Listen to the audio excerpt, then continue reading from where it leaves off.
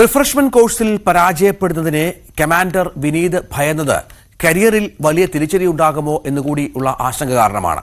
ശാരീരികമായി ഏത് സാഹചര്യത്തെയും നേരിടാൻ കമാൻഡോകളെ തയ്യാറാക്കുമ്പോൾ അവർ മാനസികമായി തളർന്നു പോകുന്നത് ആരും തിരിച്ചറിയുന്നില്ല. അതിന്റെ വ്യക്തമായ ഉദാഹരണമാണ് കമാൻഡോ വിനീതിന്റെ ആത്മഹത്യ.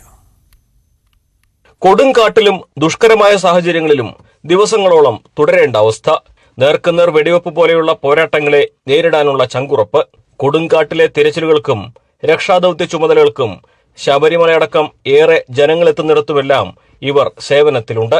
മറ്റു സേനകളെക്കാൾ ശാരീരിക മാനസിക കരുത്തും ആരോഗ്യവും വേണം കമാൻഡോകൾക്ക്. ഇവർക്ക് ഇതുണ്ടോ എന്ന് ഉറപ്പാക്കാനാണ് റിഫ്രഷ്മെന്റ് കോഴ്സുകൾ നടത്തുന്നത്.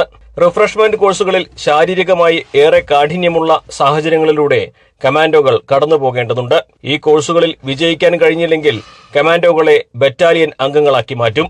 മറ്റ് സേനകളെക്കാൾ ശാരീരികക്ഷമത അത്യാവശ്യമായ കമാൻഡോ വിഭാഗത്തിൽ നിന്ന് മാറ്റിയാൽ ശമ്പള ആനുകൂല്യങ്ങളടക്കം എല്ലാം കുറയുകയും ചെയ്യും. വിനീത് റിഫ്രഷ്മെന്റ് കോഴ്സിലെ തിരിച്ചടികളെ വല്ലാതെ ഭയക്കാനുള്ള ഒരു കാരണവും ഇതുതന്നെയാകും. ഇതിൽ അലവൻസ് എന്ന് പറയുന്നത് LWE ആക്ടിവിറ്റീസിന്റെ, അത് ANF ആന്റി നക്സൽ ഫോഴ്സിന്റെ അലവൻസ് എന്ന് പറയുന്നത് കമാൻഡോ ഓപ്പറേഷൻസ് ചെയ്യുന്നവർക്കും അല്ലെങ്കിൽ ആ ശാരീരികക്ഷമത ആവശ്യമുള്ളവർക്കുമാണ്. അപ്പം അതിൽ നിന്ന് ഒരു പർട്ടിക്കുലർ പീരീഡ് കഴിഞ്ഞാൽ റൂൾസ് പ്രകാരം തന്നെ അവർ തിരിച്ചു പോകേണ്ടതാണ്. പക്ഷേ അതിൽ ക്ഷമതയില്ലാത്തവർ അതിൽ നിന്ന് മാറ്റുമ്പോൾ, കാരണം നോർമൽ പോലീസിനേക്കാളും കൂടുതൽ ആനുകൂല്യങ്ങൾ അവർക്ക് നൽകുന്നുണ്ട്. ഇനി അതെല്ലാം അദ്ദേഹത്തിന് അഫക്ട് ചെയ്തിട്ടുണ്ടോ, അതിനെക്കുറിച്ചുള്ള ഭീതി എന്തെങ്കിലും ഉണ്ടായിരുന്നോ എന്നുള്ളതൊക്കെ പരിശോധിക്കപ്പെടും. എന്നാൽ ശാരീരികമായി ഏത് സാഹചര്യത്തെയും നേരിടാൻ കമാൻഡോകളെ തയ്യാറാക്കുമ്പോൾ അവരുടെ മാനസിക ബലം കൂടി അതിനു തക്കവണ്ണം ഉയർത്തേണ്ടതുണ്ട്. അവർ മാനസികമായി തളർന്നു പോകുന്നത് ആരും തിരിച്ചറിയുന്നില്ല എന്നതാണ് വസ്തുത. അതിന്റെ വ്യക്തമായ ഉദാഹരണമാണ് വിനീതിന്റെ ആത്മഹത്യ.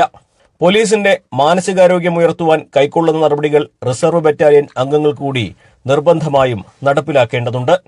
ഞാൻ എന്റെ ഇന്നത്തെ ഒരു ബ്രീഫിംഗിന്റെ സ്കോപ്പിൽ വരുന്ന ഒരു ഹാബിറ്റിൽ വരുന്ന കാര്യങ്ങളല്ല, മൊത്തം കേരള പോലീസിനെ അഫക്ട് ചെയ്യുന്ന പോയിന്റ്സ് ആണ്. തീർച്ചയായിട്ടും ഇതെല്ലാം ശ്രദ്ധയിൽ വരുന്ന കാരണം ഇത് നിങ്ങൾക്ക് അറിയാവുന്ന പോലെ തന്നെ it is being taken seriously. ഈ ഒരു ഡെത്തിന്റെ കോസ്റ്റും റീസൺസും എല്ലാം തന്നെ പരിശോധിക്കപ്പെടും. മറ്റാംഗിളുകളും എല്ലാത്തിനും ഒതുക്കി പരിശോധിക്കപ്പെടും.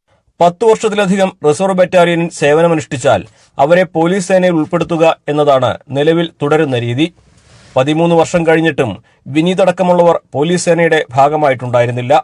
ഇക്കാര്യങ്ങളെല്ലാം പരിശോധിക്കേണ്ടതുണ്ട്. വിനീതിന്റെ ആത്മഹത്യയെ രക്തസാക്ഷിത്വം ആക്കിക്കണ്ട് അധികൃതർ ഇനിയെങ്കിലും നടപടിക്രമങ്ങളിലെ പിഴവുകൾ പരിഹരിക്കണം. പൗരന്മാരുടെ ജീവനും സ്വത്തും സംരക്ഷിക്കാൻ ഉത്തരവാദിത്തപ്പെട്ടവർ സ്വജീവൻ സ്വയം ത്യജിക്കുന്നത് തടയാൻ സർക്കാരിന് ഉത്തരവാദിത്വമുണ്ട്. മലപ്പുറത്തുനിന്നും CB അനുമോദ്, ന്യൂസ് 18.